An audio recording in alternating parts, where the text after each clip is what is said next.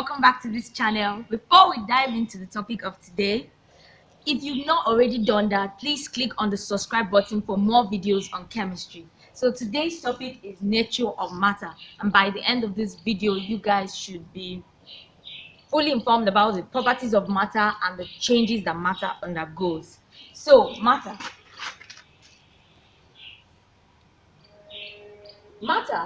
is anything that has mass and occupies space. Matter is the plants, the animals, the food we drink, the water, and the air we breathe. They are all matter. We ourselves, we are matter. You are matter. Okay, so mass is the amount of matter an object has, and it is the same everywhere. So the mass of this marker is the amount of matter contained in this marker, and whether you take this matter to Lagos, Dubai, wherever you take this matter, this marker, it's always going to have the same mass. So properties of matter. Matter has two properties. We have the physical properties and the chemical properties. The physical properties are associated with physical changes. So we have two properties of matter.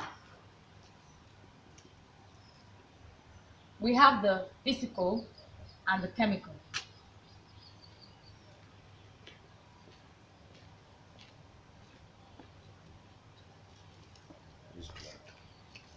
The physical properties are associated with the physical changes. Examples of physical properties: we have the boiling point, the melting point, the density, the hardness, and etc. Okay. Then the chemical properties are associated with chemical changes. Example: rusting of iron. Rusting of iron is a chemical property of iron which results in iron rust. Okay.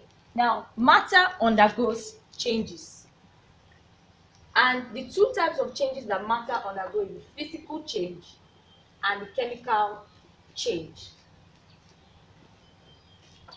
The physical change, when the change is temporal and easily reversible and no new substance is formed, we call that the physical change.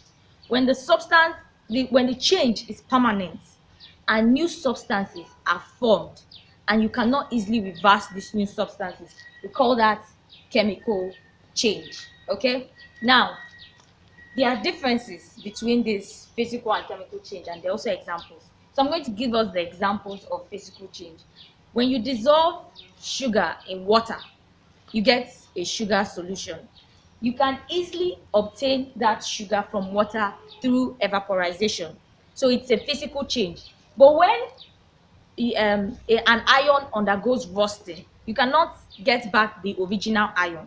So that is a chemical change. Another chemical change can be decaying or fermentation of a substance, like maybe souring of milk. It's also a chemical change. Burning of wood is also a chemical change. When you burn your wood, you obtain ashes, and you cannot get back that wood from the ashes. So it is a chemical change. Now I'm going to outline the difference between these changes. Okay? Differences between these changes. So one, for physical change,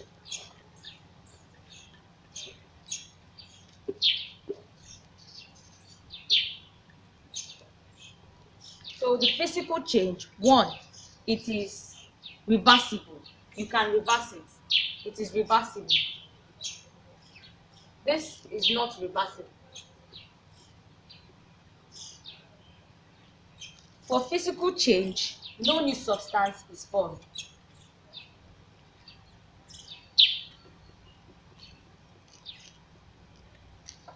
For chemical change, new substances are formed. For physical change, the mass does not change.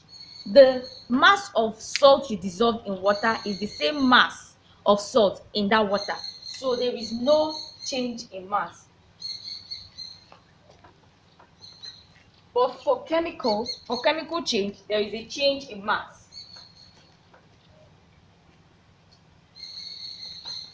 And finally, for physical change, you require little amount of energy, while for chemical change, you require considerable amount of energy.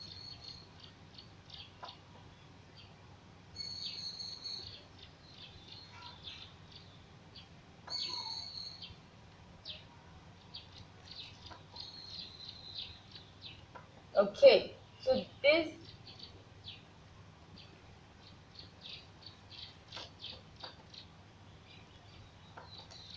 are the differences. Now, physical change can also be a change in the state of matter. We know that we have three states of matter: the solid, the liquid, the gas. The solid is a matter that the particles are closely packed together and they do not move. There is no movement. The liquid is a type of matter in which is a state of matter in which the particles are close together, but there is still room for movement. While the gas, the particles are far apart and they freely flow and they are fast moving. Solids, on the other hand, they have definite volume and definite shape. Liquids, on the other hand, they have definite volume, but they do not have definite shape. They take the shape of a container. While gases, they do not have definite volume and definite shape. Now, this change in state of matter from solid to liquid to gas is a physical change. Okay, so I'm going to show us a diagram of what I'm talking about. So this is solid, this is liquid, and this is gas. So when a solid melts, it changes to liquid. When you further heat this liquid and it boils, it evaporates to gas. Okay, now when this gas cools down or condenses, it undergoes condensation to form liquid. And when this liquid freezes, it goes back to solid. Now there are direct changes from solid to gas and from gas to solid. So when a solid changes to gas by the process of sublimation and changes back from gas to solid in process of condensation. Okay, now all these processes are physical processes because they are changing back and forth. So their change is reversible. So it is definitely a physical process. I hope by the end of this video, you people now know that we have two properties of matter, which is the physical property and chemical property, and two changes that matter undergo, which is the physical change and the chemical change. Okay, so you can be asked questions like, which of the following is a physical property? You can have A, rusting, B, precipitation, C, neutralization,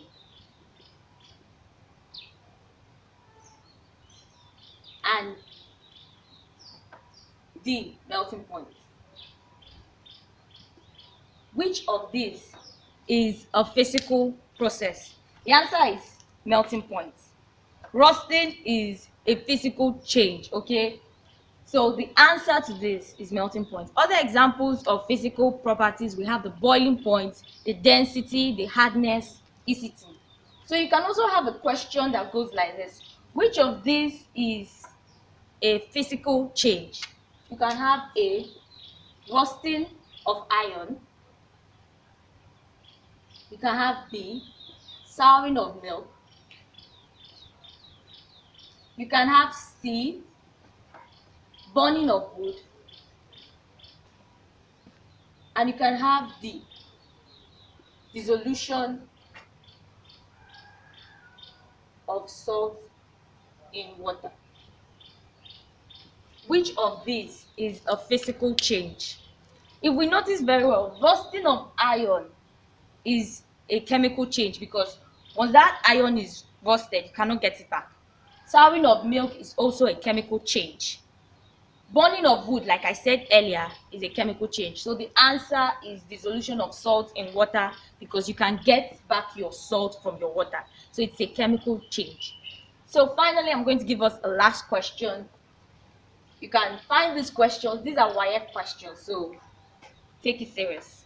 So the next question, you can have something like ice, water, steam. Okay, now A have the same physical property. B